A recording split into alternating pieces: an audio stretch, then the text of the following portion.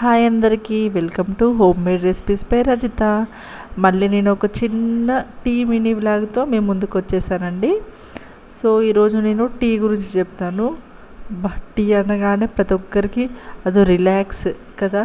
Headache వచ్చినా లేదంటే mood బాగాలేకపోయినా cup tea తాగుతారా, ఒక గ్లాస్ టీ తాగుతారా అని అలా అనుకుంటూ ఉంటాం కదా.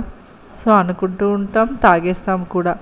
సో నాకు కూడా టీ తాగంది అసలు రోజు గడవదండి.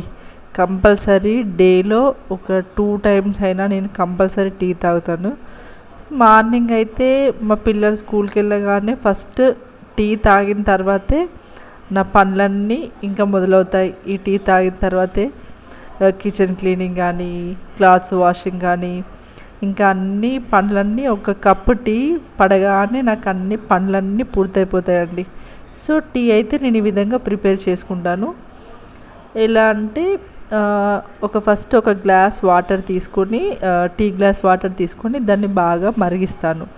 మరిగించిన తర్వాత అందులో ఒక చిన్న అల్లం ముక్క అండ్ అలాగే 2-3 యాలకులు, అలాగే 3-4 మిరియాలు వేసుకొని బాగా మెదుపుకొని వాటిని మరుగుతున్న వాటర్లో వేసి ఒక 30 సెకండ్స్ పాటు బాయిలింగ్ అయ్యేంత వరకు పెట్టేస్తాను.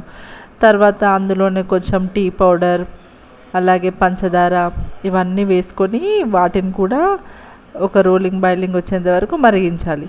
తర్వాత అందులో మనం ఎంత మెజర్మెంట్తో టీ పెట్టాలనుకుంటున్నాము, ఇప్పుడు నేను 2 కప్స్ టీ పెట్టాలనుకుంటున్నాను. సో నేను ఇక్కడ 2 గ్లాస్ ఆఫ్ మిల్క్ ఇందులో వేసి ఆ వాటర్లో వేసి మరిగిస్తాను. ఇలా మరిగించిన టీని ఒక 5 మినిట్స్ ఇలా పాలు పోసుకున్న తర్వాత ఒక 5 మినిట్స్ ఆర్ 10 మినిట్స్ వరకు లో ఫ్లేమ్లో పెట్టుకొని ఈ టీని మరిగించుకోవాలి. ఈ టీ అనేది ఎంత మరిగితే అంత టేస్ట్ వస్తుందండి. సో ఇలా మరిగిన తర్వాత స్టవ్ ఆఫ్ చేసుకొని ఇంకా ఈ వేడి వేడి టీని సర్వ్ చేసుకోవడమే. అమ్మయ్య, ఇప్పుడైతే ఈ టీ తాగాక నా పనులన్నీ స్టార్ట్ అవుతాయి. నా వీడియో మీకు నచ్చినట్లయితే లైక్ చేయండి. మరిన్ని వీడియోల కోసం నా ఛానల్ని సబ్స్క్రైబ్ చేసుకోండి. Thank you.